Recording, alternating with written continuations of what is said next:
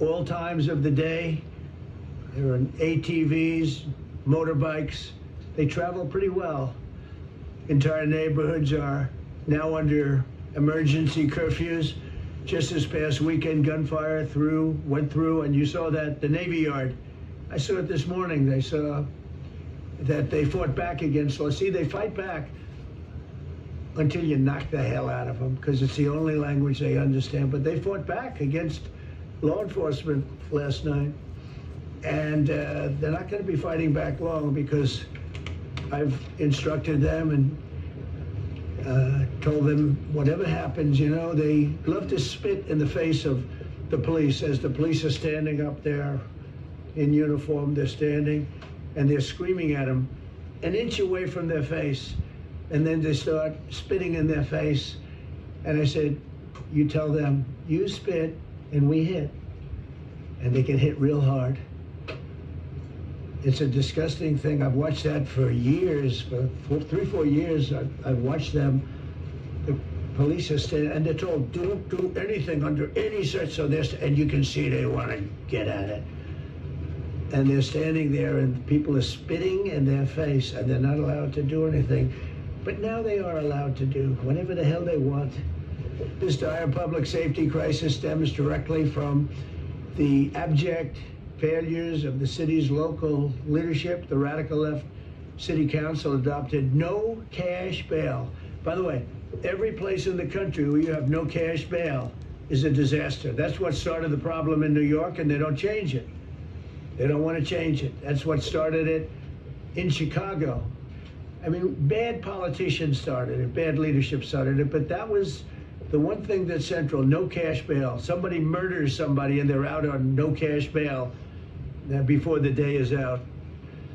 We're going to end that in Chicago. We're going to change the statute. I spoke with Pam and Todd and everybody. We're going to change the statute, and I'm going to have to get the Republicans to vote, because the Democrats are weak on crime. Totally weak on crime. They don't know why. They want to stop because they get mugged too. But we're going to change no cash bail. We're going to change the statute and get rid of some of the other things.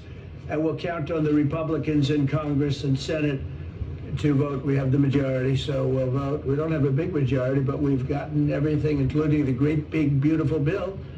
Got that done, and that's one of the greatest things that's ever happened to people in this country. They're starting to figure it out, how good it is. Biggest tax cut in history. So many things. But we'll be able to get that done. So, Todd, if you and Pam can draw up things working with the people, I'll get it passed.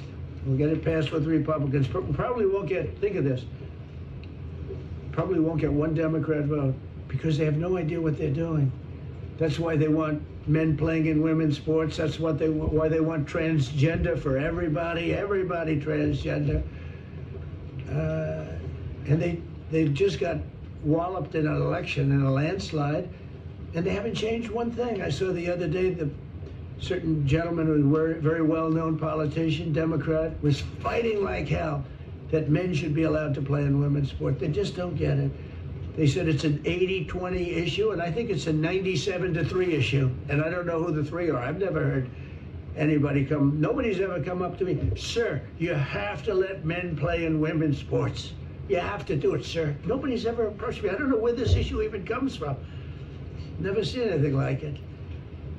But they turned our nation's capital into a sanctuary jurisdiction. That's the other thing. We have to get rid of sanctuary cities as quickly as possible. We're going to do it, too. We have to. Because it's sanctuary for criminals.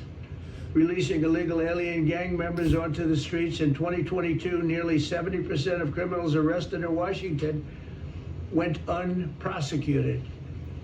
That's not going to happen with the group we have standing aside and standing behind me.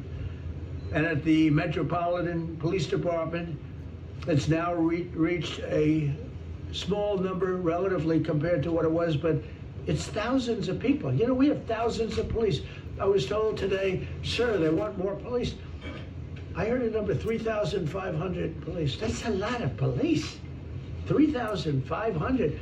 I thought they were going to say, we only have 30 policemen or women. They said, we have 3,500. We need more. You don't need more. That's so many. I never heard. That's like an army. How could you need more than 3,000? It just happened 2 minutes ago. Sir, they've requested more police. Oh, what do they have? About 3,500. I said, 3,500? This is not a big area. It's ridiculous. What you need is rules and regulations, and you need the right people to implement them. And we have the right people here, that I can tell you. Look at the border. Biden said there's nothing you can do. Kamala was the border czar. She never called one of the Border Patrol agents who are great. ICE is great. Never spoke to anybody. Never went there. But she was the border czar. And everybody said it was impossible to fix. I fixed it in 3 months. No, really. I fixed it the first week, but really fixed it over the last couple of months. And I mean,